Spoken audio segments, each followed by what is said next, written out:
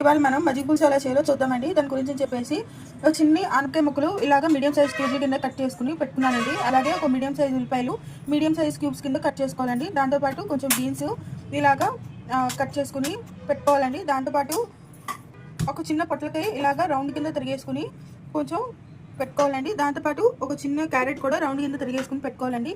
ఇవన్నీ మజ్జిగ పులుసులోకి ఇంగ్రీడియంట్స్లోకి మనం ఫస్ట్ స్టవ్ ఆన్ చేసుకుని పెనం పెట్టుకోవాలండి. మూకుడు పెట్టుకోవాలి. ఒక 2-3 స్పూన్లు ఆయిల్ వేసుకోవాలండి. ఇలాగా ఆయిల్ వేసుకుని ఒక స్పూన్ జీలకర్ర, ఒక స్పూన్ ఆవాలు, అలాగే కొంచెం వాము, ఒక స్పూన్ అండి ఇది. ఆ తర్వాత దీంట్లో కొంచెం ఇంగు వేసుకుందామండి. ఇంగు పౌడర్ వేసుకుంటున్నాను నేనైతే. అలాగే దీంట్లో కొంచెం పసుపు వేసుకుందామండి. అలాగే దీంట్లో ఒక 2 ఎండుమిర్చి వేసుకుందామండి. ఈ పోపు మన చిప్పట్లాడేంత వరకు వేయించుకోవాలండి. అలాగే దీంట్లో మనం కొంచెం అల్లం పచ్చిమిరపకాయ పేస్ట్ వేసుకుందామండి. నేను ముందుగానే ఆడేసుకుని పెట్టుకున్నాము మేము. దీంట్లో కొంచెం మెంతులు కూడా వేసుకుందామండి. ఇప్పుడు ఒకసారి ఇంగ్రీడియంట్స్ అన్నీ కలిపేసుకుందామండి.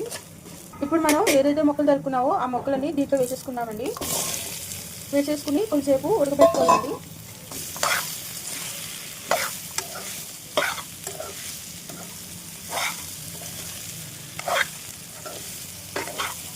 నేను మజ్జిగని ముందే ఇలాగా కలిపేసుకుని పెట్టుకున్నానండి.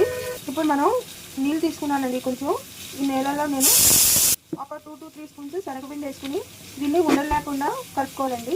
ఇప్పుడు దీంట్లో కొంచెం నీళ్ళు వేసుకుని కొంచెంసేపు మగ్గబెట్టుకుందామండి. ఇప్పుడు దీంట్లో మనం సరిపడిన సాల్ట్ వేసుకుందామండి. ఒకసారి కలిపేసుకుందామండి. కలిపేసుకుని మూత పెట్టేసుకుందామండి. కొంచెం మెత్తగా ఉడికేంత వరకు ఉంచాలండి. ఈలోగా నేను ఏదైతే శనగపిండి వేసుకున్నానో ఉండ లేకుండా ఇలాగా స్పూన్తో కలిపేసుకుని పెట్టుకుంటానండి. మీ మొక్కలు ఉడిపోయండి. ఇప్పుడు దీంట్లో మనం ఏదైతే శనగపిండి ఉందో ఆ శనగపిండి దీంట్లో వేసేసుకోవాలండి. వేసేసుకుని ఒకసారి కలిపేసుకుందామండి. ఇప్పుడు మనం ఏదైతే మధ్యకి కలుపుకుని పెట్టుకున్నామో ఆ మధ్య కూడా దీంట్లో వేసేసుకుందామండి. వేసేసుకుని ఇలాగా ఒకసారి కలిపేసుకుందామండి. ఆ తర్వాత దీన్ని బాయిలింగ్ వచ్చేంత వరకు ఉడికించుకుని స్టవ్ ఆఫ్ వేసుకుంటే మీ మజ్జిగ పులుసు రెడీ అయిపోతుందండి. సో ఇదండి నాటి వీడియో. ఈ వీడియో కనుక మీకు నచ్చినట్లయితే లైక్ చేయండి, షేర్ చేయండి, కామెంట్ చేయండి, అలాగే సబ్స్క్రైబ్ కూడా చేయండి. మరిన్ని వీడియోలు కావాలంటే బెల్ ఐకాన్ నొక్కండి. అంటే నేను see in the next video. లాస్ట్లో మనం కొత్తిమీర కూడా వేసుకుని గార్నిష్ చేసుకుంటే మీ మజ్జిగ పులుసు రెడీ అయిపోతుందండి. ఇదిగోండి ఇప్పుడు మనం గార్నిష్ చేసుకుందామండి. ఇలాగా కొత్తిమీరతో గార్నిష్ చేసుకుంటే మీ మజ్జిగ పులుసు రెడీ అయిపోయిందండి.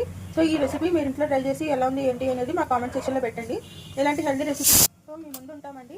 Until then see you in the next video. దీంట్లో కొబ్బరి కూర వేసేసుకుందామండి. వేసేసుకుని ఒకసారి కలిపేసుకుందామండి.